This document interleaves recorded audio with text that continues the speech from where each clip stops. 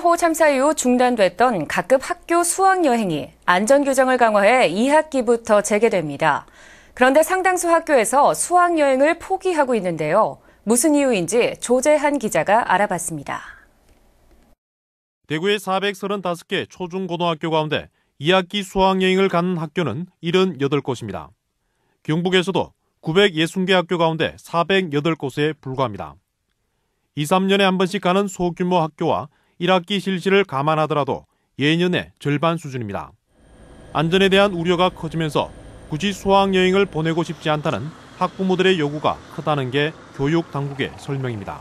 세월호 사고 이후에 취소되었던 학교들이 더 이상 진행하지 못하는 경우도 많고, 또 학부모들이 원래 같은 상황에 수학여행 가는 게 과연 맞느냐, 이런 요구들이 많아서. 일산학교에서는 세월호 참사에 대한 원인조차 나오지 않은 가운데 안전에 대한 책임과 늘어난 행정 업무까지 모두 떠안아야 한다며 볼멘 소리를 하고 있습니다. 세월호 참사 이후 규정이 대폭 강화된 것도 수학여행 포기로 이어졌습니다. 인원이 100명 이상일 경우 2차례 사전 답사를 해야 하고 학생 50명에 1명 이상의 안전요원을 둬야 합니다. 그나마 안전요원 교육도 지난주 처음 시작돼 당장 적정 인원 확보가 쉽지 않습니다. 제주도나 이렇게 좀 먼 지역 같으면 아무래도 이제 선생님 출장 가려면 수업이나 이런 것들 여러 가지 이제 결손도. 교육당국의 수학여행 재개 방침에도 불구하고 일선학교의 부담이 가중되면서 수학여행 포기가 속출하고 있습니다. MBC 뉴스 조재한입니다. 광복회 경북지부는 광복절인 내일 국회 헌정기념관에서 개최될 예정인 대한민국 건국 66년 기념 경축식이 대한민국의 헌법을 부정하고 국민에게 혼란을 주는 행위라며 이 경축식 개최를 반대한다고 밝혔습니다.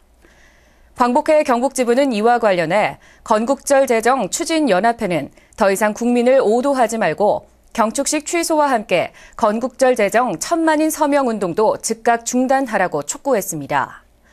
광복회 경북지부는 또 대한민국은 1919년 3.1 독립운동의 민의를 모아 대한민국 임시정부를 수립한 뒤 이를 국내외에 선포함으로써 건국됐다며 올해는 대한민국 건국 96년이라고 덧붙였습니다. 안동 경안여고가 오늘 독도 바로 알기의 날 행사를 가졌습니다. 경안여고 교직원과 전교생은 독도사랑 티셔츠를 입고 등교해 교내 방송으로 독도의 역사, 문화를 다룬 영상물을 시청했습니다.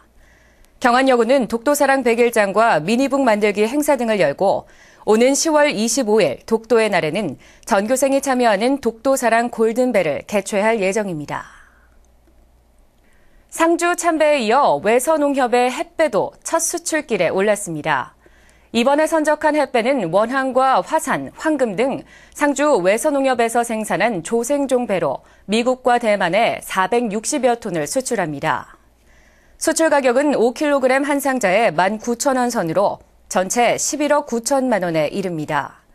상주시는 상주 농산물의 브랜드 가치를 높이고 안정적인 농가 소득 증대를 위해 수출을 확대해 나갈 계획입니다. 안동고등학교 축구부 주장 출신인 20살 여봉훈 선수가 스페인 2부 리그 소속 AD 알코르콘 구단에 입단합니다. 지난해까지 안동고 핵심 미드필더로 활약한 여 선수는 지난 2월 안동고를 졸업하고 지난달 알코르콘 구단에 입단 테스트 후 지난 주말 공식 입단식을 위해 스페인으로 출국했습니다.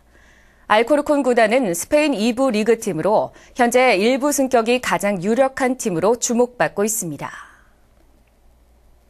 청송문화관광재단과 안동대 문화산업전문대학원이 오늘 청송군청에서 문화산업 발전을 위한 산학협력 협약을 체결했습니다.